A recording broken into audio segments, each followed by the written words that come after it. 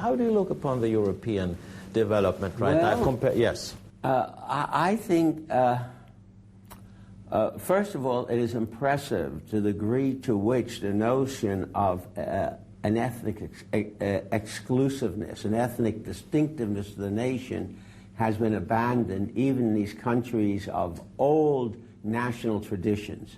In other words, I'm impressed by the fact that countries that 30 years ago were quite homogeneous, like the Scandinavian countries, Sweden and Denmark and Norway, and other countries that were less homogeneous, like perhaps France and Belgium, the way in which they take the position that their immigrants, for whatever reasons they have come, either because they were attracted by economic opportunity or were admitted as refugees from persecution, have to be in some ways integrated. In other words, you might say the power of the demand for equality is so great that even something you might defend on historical grounds, this is the French nation, French speakers, we go back to the ancient Gauls or whatever, all that seems to be dropped. And you say, well, everyone who comes in now deserves equal treatment in the social services and deserves the opportunity to become part of the nation. Now, it is true there was a period, particularly for Germany and in some other countries, where the hope was these people would go back. And if you hope they could go back, then the fact that you maintain some distinction, like import some Turkish teachers and so on, should not be seen as separating them necessarily, but assisting them for the process of return. But it turned out that was a mistake. Europe was too attractive, its opportunities were too great. And I think that the legal situation or the formal situation is very similar in Europe and America, but there's an informal reality. The informal reality is that European nations are much more in their own thinking homogeneous, much more related to traditions. Undoubtedly, there is some kind of strain there, and one does see the rise of these exclusivist parties, of one, how to describe them, militant, too many immigrants, they're getting too many benefits, keep them out, and so on. But aren't we seeing here, I mean, Europe is obviously becoming a more diverse economy, because we have erased economic borders, so we have different people all living on the same economic market, and we have also different people because of migration and other things living next to each other, where they previously were separated by national borders. Now, is Europe, or can Europe, because you mentioned some residual memories, and can it become American-like?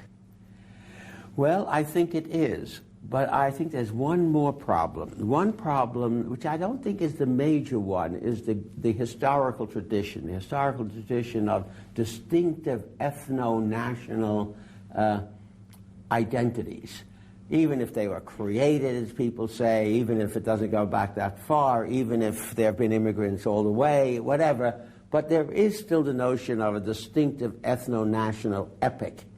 And no one has voluntarily decided to leave it, which one did when one went to America. That's right. Yes. And whereas in the United States, at least, there was this overarching notion, despite the fact the United States also has an ethno-national distinctive tradition, but there was the overriding notion that there was, it was ideas, principles, the Declaration of Independence, the Constitution.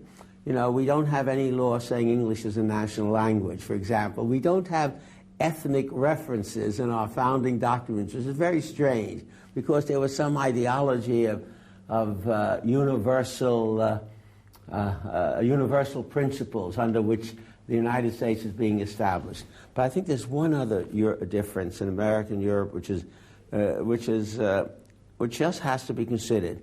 The American immigrants, the new American diversity, immigration since the 1960s, are primarily people coming from diverse areas for opportunity. Same thing in Europe, but they're very varied.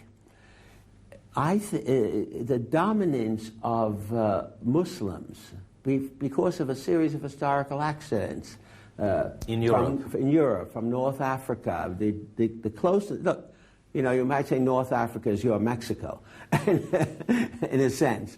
There they are, they're right across the... And Turkey. And Turkey is even part... And what that meant, and then now there is no question that as you increase cultural distance, I mean, it just stands to reason you increase difficulties of integration. And that cultural distance might be in terms of language, in terms of religion, in terms of custom, etc. And with a very substantial Muslim population, 13 million in Western and Northern Europe, you have moved over an interesting border, a border of difference. An old border of difference was once was marked by hostility and war and attempts to convert on both sides and so on. And it is, I simply, just simply from the discussions we had at the seminar, as well as my reading and what one reads in the newspapers, in every European country with a substantial Muslim population, there are some distinctive issues. Well, in part they're created because there's a kind of border line of conflict, in a way, between the West and Islamic states being created by various things. A clash of civilizations? Are you ascribing to that? Clash, I'm not going quite that far, because a clash of civilizations means I would describe the Crusades as that, but I don't think this is a crusade. I think it's rather increased difficulties on the road to integration.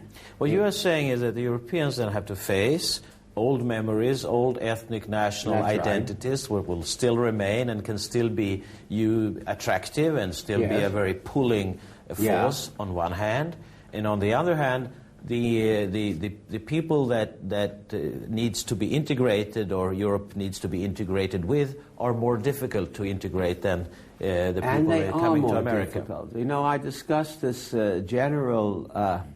The power of egalitarian ideas, the power of the notion of a universal equality, which has reached women, which has reached gays and lesbians, and this revolution is checked rather seriously at this point in a good number of Islamic countries.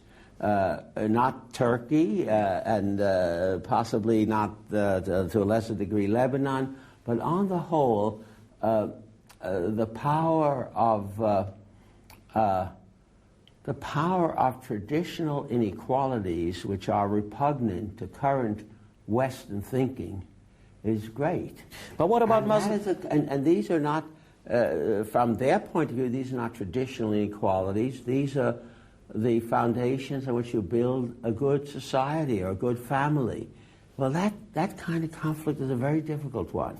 So the problem isn't the problem then the same in the United States, and isn't it the fact that many Muslims, American Muslims, are Americans as apple pie? Of course. Well, first of all, there are such things as simple numbers. We are in the 1% Muslim range, 1 to 2%, and Europe tends to be in the 5 to 7% range. And that makes a difference. Yeah, I think it makes a difference. Professor Glazer från Harvard University i Amerika är orolig för Europas framtid när det gäller invandringen och de väldigt många olika etniska grupperingar som finns i Europa. Han anser att det kommer bli svårt att hitta en enhet för de här grupperna. Han är mycket mer positiv när det gäller USA. I USA så går assimileringen går snabbt och ganska smärtfritt, med undantag av en grupp. Den muslimska gruppen på ett par miljoner invånare har fått betydande svårigheter efter det här våldsamma bombangreppet mot Washington och New York för snart 2 år sedan.